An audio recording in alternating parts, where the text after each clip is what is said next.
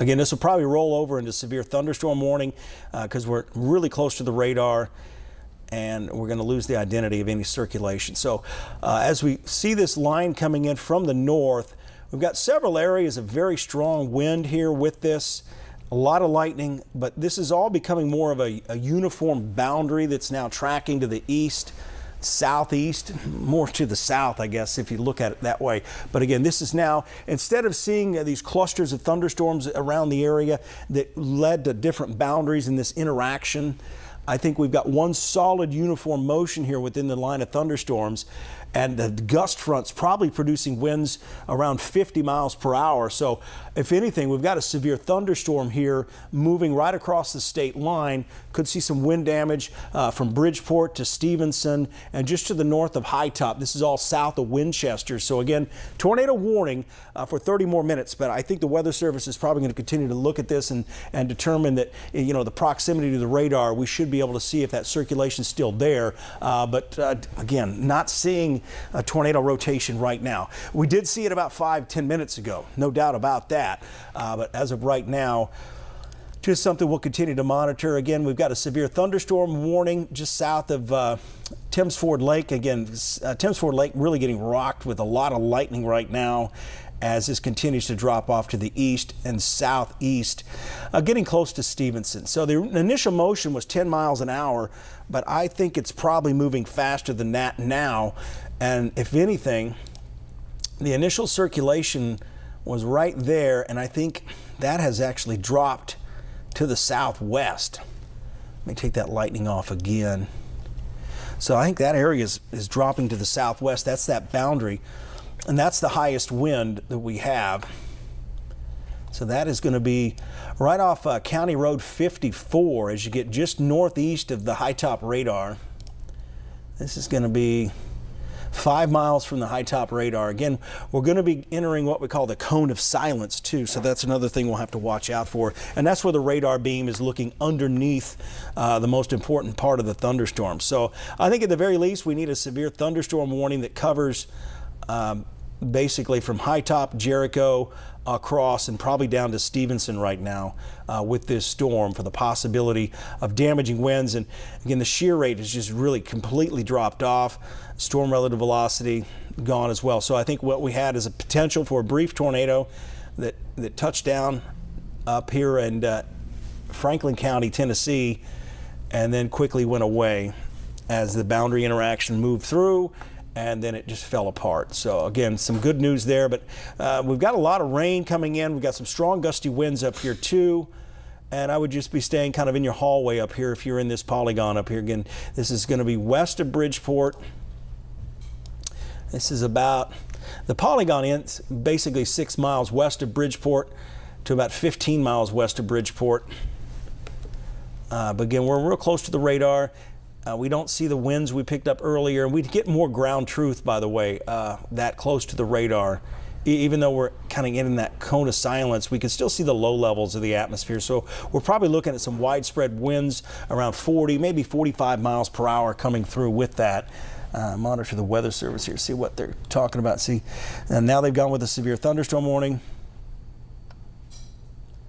New severe thunderstorm warning coming out for Jackson and Franklin County. Yeah, it looks like they're keeping the tornado warning for now. According to Weather Service, last few scans have shown the rotation that prompted the warning has broadened out, but damaging winds has become a bigger issue. And hoping this will replace the tornado warning, because again, that's not set to expire for 30 more minutes, and I just don't see this tornado threat for 30 minutes with the lack of wind shear. Again, this was a storm-based area from rotation, so there's our warning, and the orientation of the warning has changed a bit too, so we're not seeing it in that same area.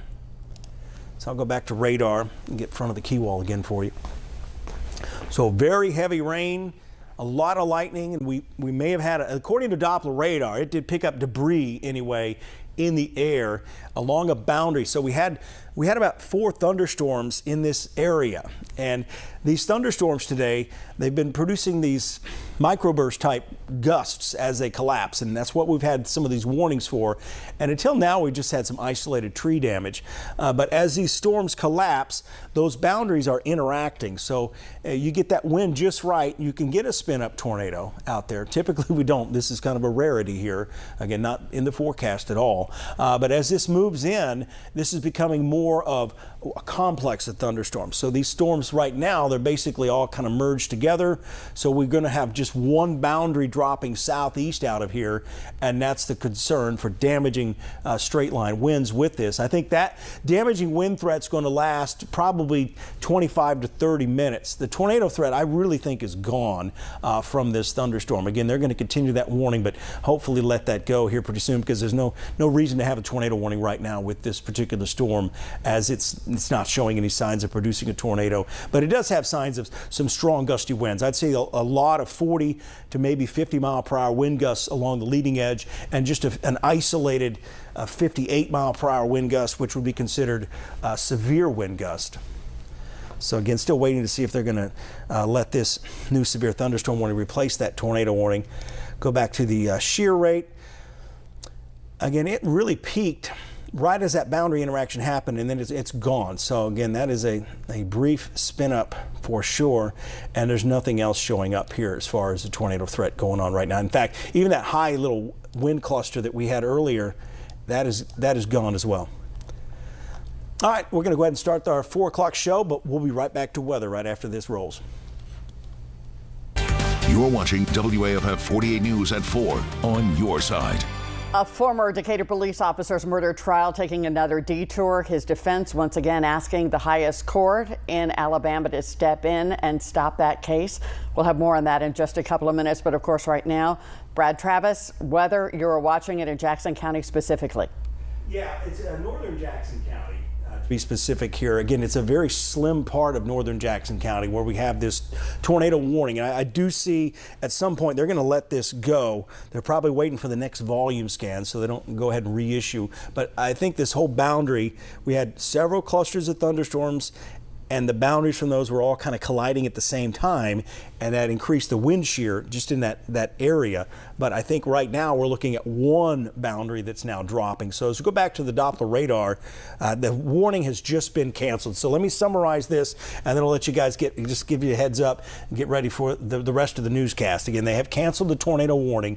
We're still dealing with a strong thunderstorm here. We've got a severe thunderstorm warning out for it, but we're close to the radar. I see winds probably 50 miles per hour, and this is going to continue to track off to the south and southwest. So basically out west, we have additional thunderstorms out here. Nothing really severe with that. And even though we had this tornado warning, this is a very unique situation. We don't have a lot of wind shear out there, so we are not expecting to see a continuation of this. Of course, we'll continue to monitor you in Jackson and DeKalb County in case we have any more of those boundary interactions. So we'll just consider this your first forecast.